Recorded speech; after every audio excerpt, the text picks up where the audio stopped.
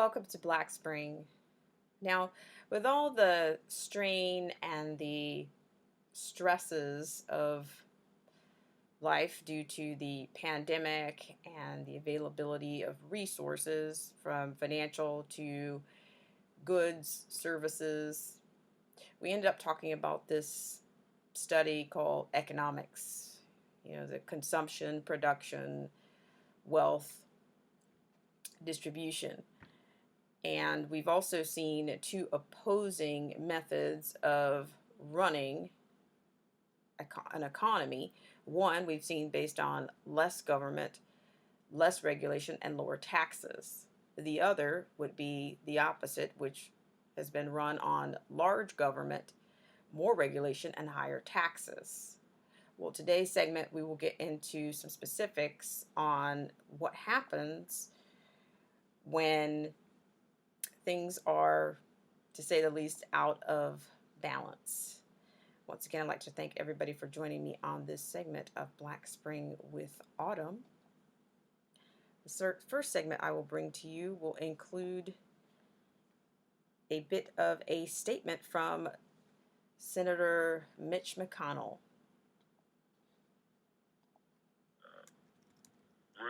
It saved some cities.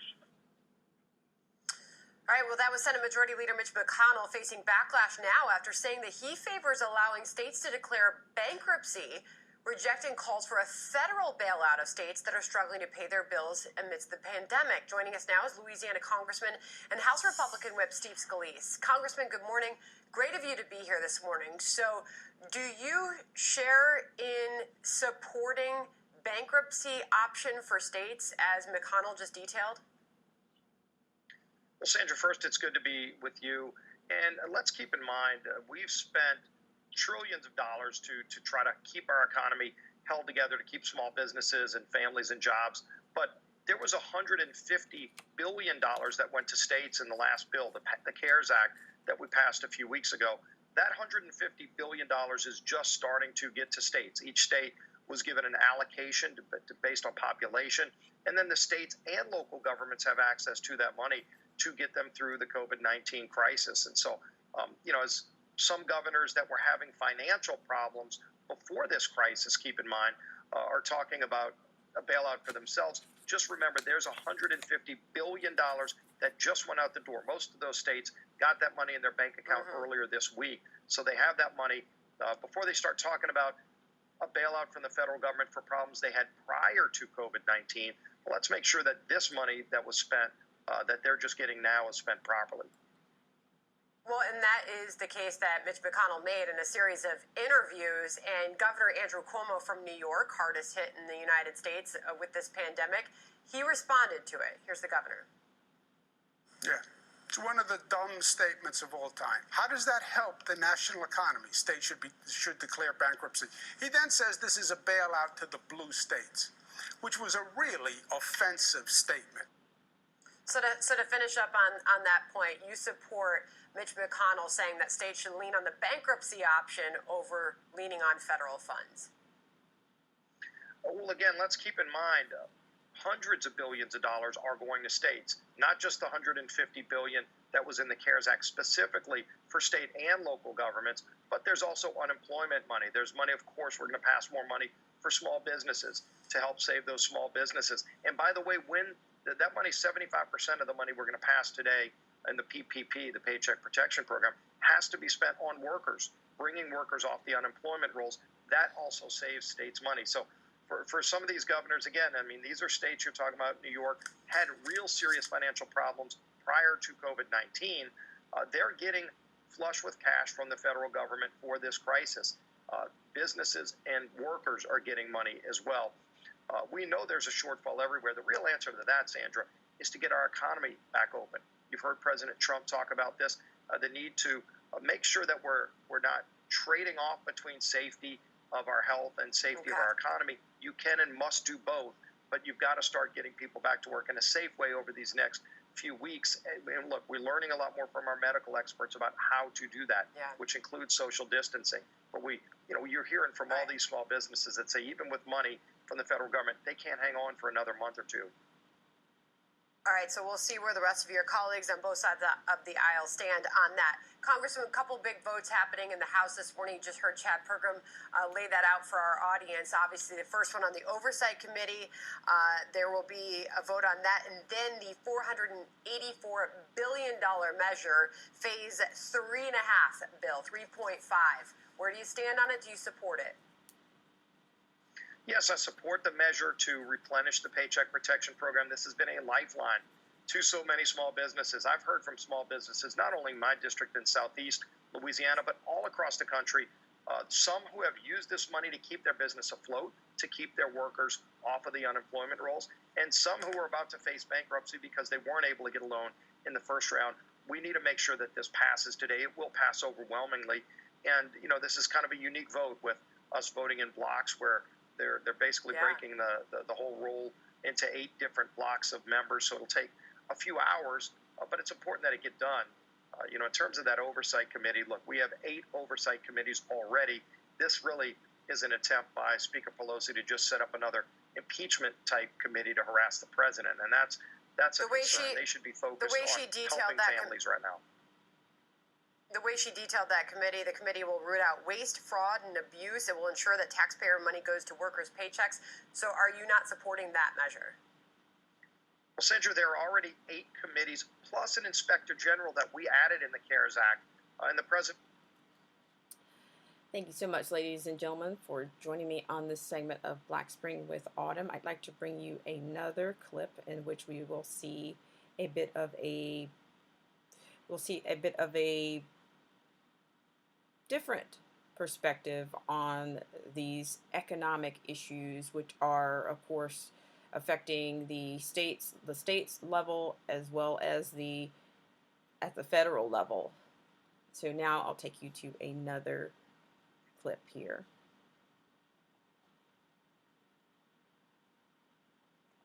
Aiken. Doug, it's good to see you this morning. Thanks so much for joining us.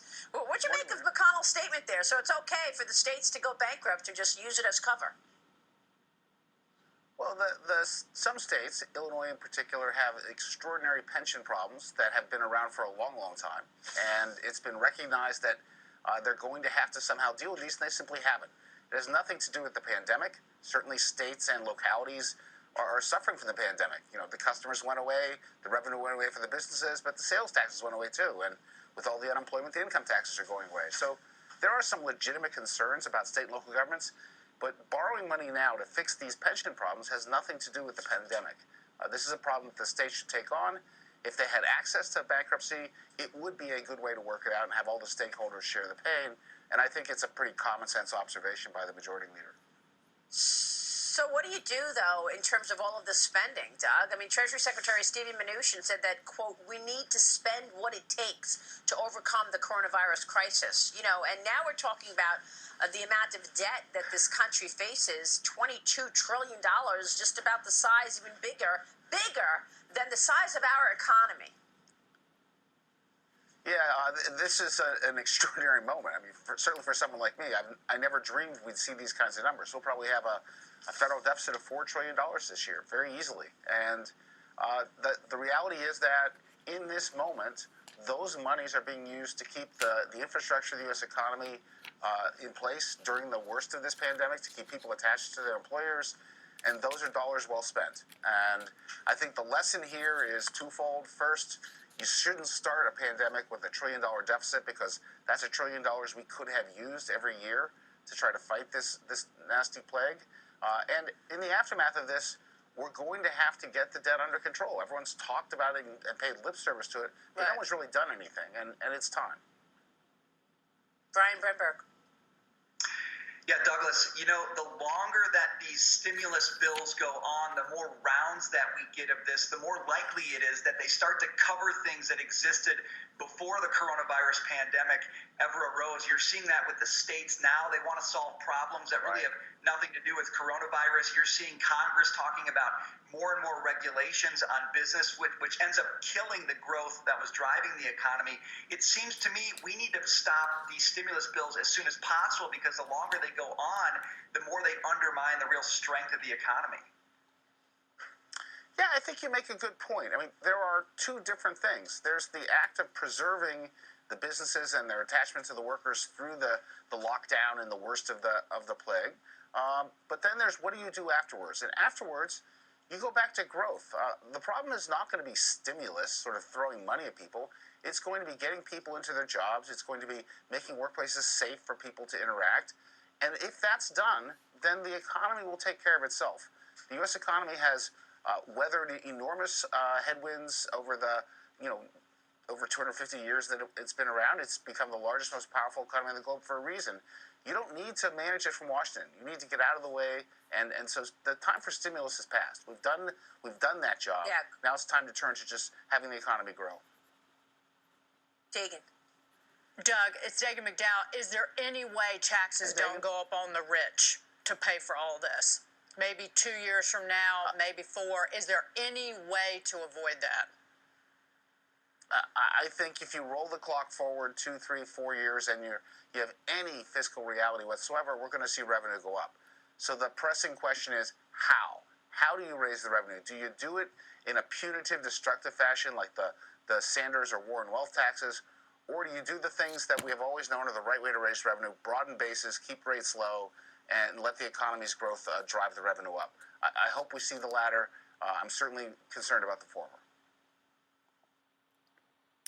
Thank you, ladies and gentlemen, for joining me on this segment of Black Spring and for the final installment of Perspectives here. And this comes from Market Rally. Here now is White House Economic Advisor Larry Kudlow. And Larry, I know your time is precious. I want to focus on what's in the future, what's coming down the pike. Let me ask you, originally you guys had said that you felt like we might see a recovery in the third quarter. Do you still feel confident about that timing? Well, I do. I mean, one thing that's so important, all the phases that we're going through and all the guidelines are data dependent. All right, and then you get into best practices for testing and so on. But I will say this, the rate of new cases, Melissa, which is really a very important indicator, the rate of new cases has dropped down now to 3%. Maybe a month ago, it was over 40%. And that's a terrific leading indicator. So I say that because if the data show it, and if the states abide by the guidelines, which are a roadmap for reopening, we should see quite a lot of reopening in the next few weeks, maybe before May 1st, and certainly May will be a transition month. And then it's not going to happen overnight, but if you're talking third quarter, July, August, September, I think we will see positive economic growth. Or let me just say this. I'm an optimist, you know that. I am hopeful that we can get there. It may be more of a prayer, but I'm still very hopeful because I think all this mitigation work that's been done and the advances in testing and therapies is having a very positive impact. It looks like, and you know, we should really be positive about this and hopeful. It looks like the case rate has really dropped sharply and probably more to come. Okay. I know you're a mustard seeds kind of guy. That's why I smile when you say that you're hopeful. You are always a very positive person. I know. God bless you. Let me ask you. So the conversation in economic circles is about the idea that if there are no customers and everyone stops paying everyone, if there aren't customers, so then the business doesn't pay the rent, so then the landlord doesn't pay the mortgage to the bank, it kind of all goes back to the bank. And the recourse that the big banks have is to foreclose. So the logical conclusion of that is, you know, the big banks end up owning every house, every airplane, every business, every hotel. That doesn't work because, you know, then there are no customers. Have there been any conversations, you know, when they talk about Treasury Secretary Mnuchin or yourself talking to Jamie Dimon or others, have there been any conversations about where is this headed? You know, if everybody stops paying at once, are there going to be a wave of foreclosures? Is there some sort of forbearance? How do you see that playing out? Yeah, you nailed it there, that clause before that last sentence, forbearance. Think that forbearance. Forbearance is a much better word than foreclosure.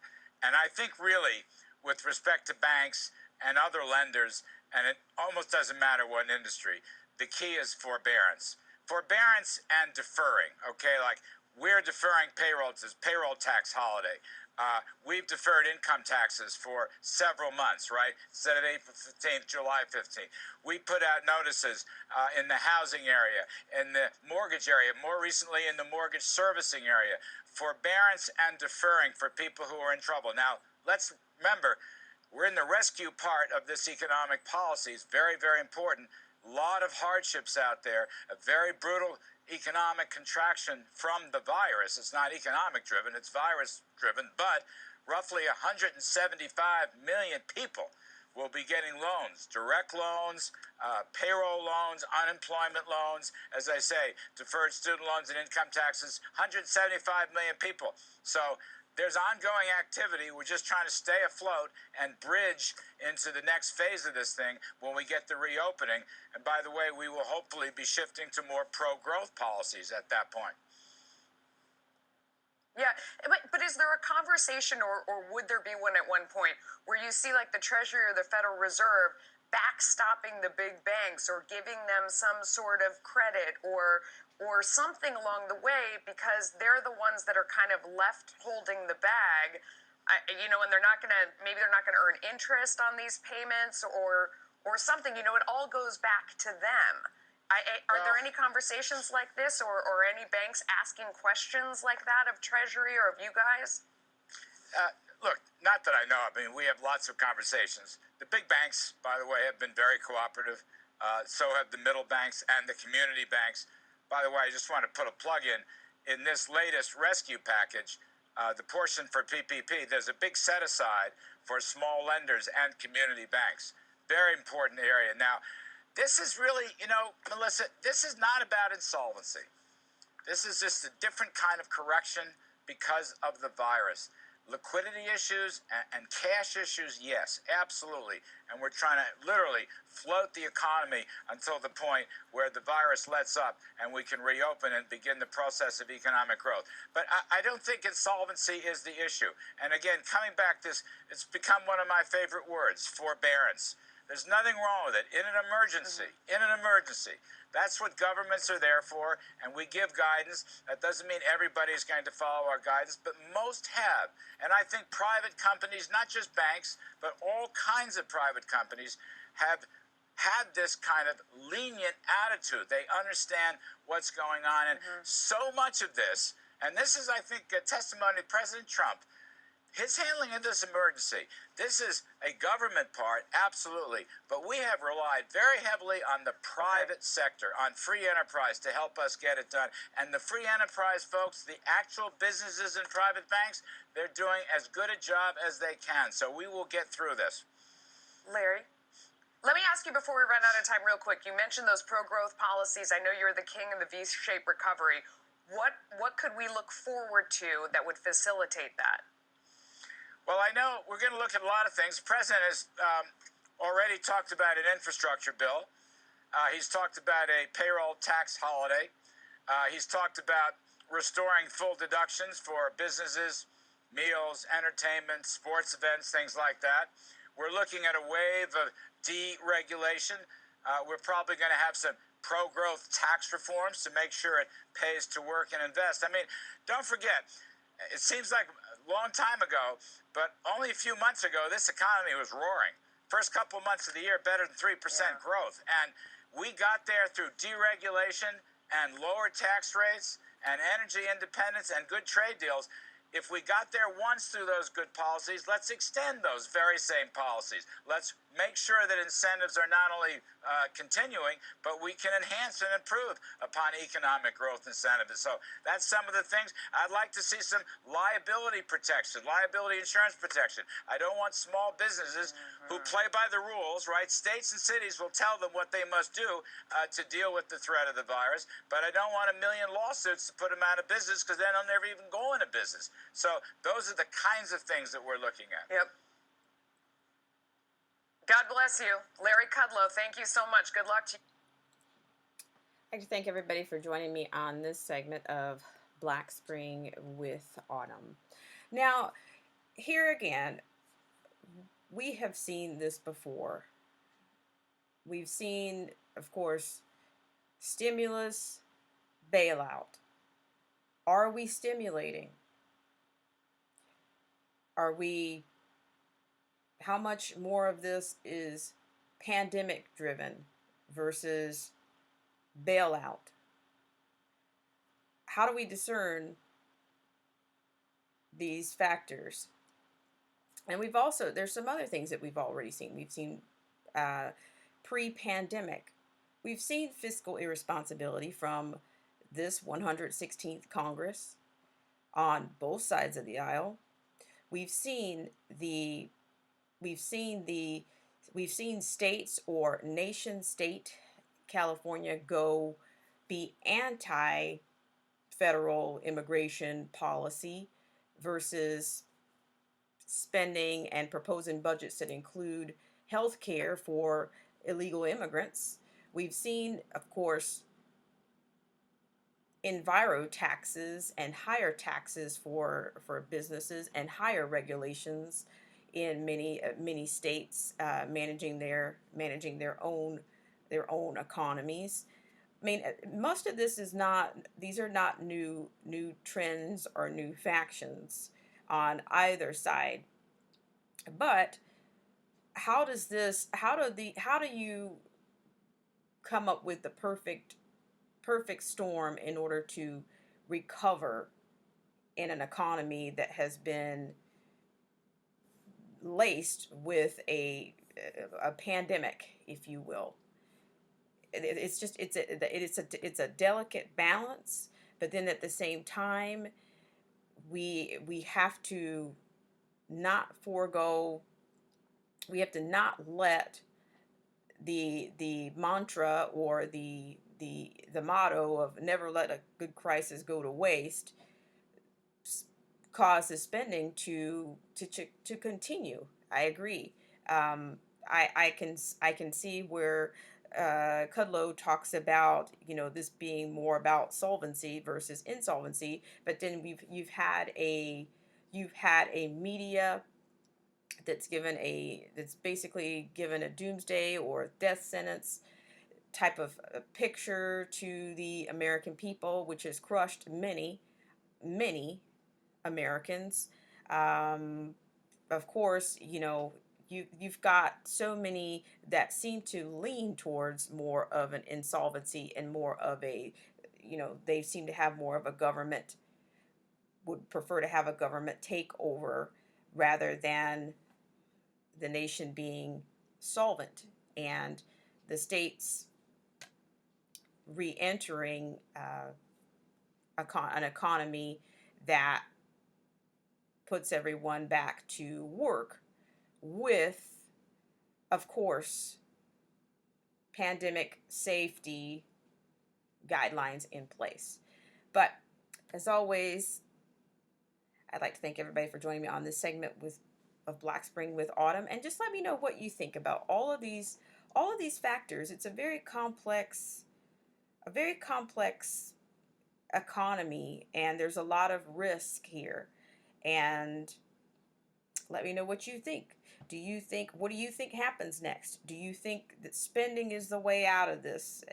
Or do you think that it's going to be a matter of taking the risk and getting people back to work with social distancing and all these elements into the workplace, into the workforce, that would get things going again? Or do you think that these bailouts should continue? So let me know what you think. If you could hit the like, subscribe, share button, let me know what you think. And as always, I'd like to thank you for joining me on this segment of Black Spring with Autumn.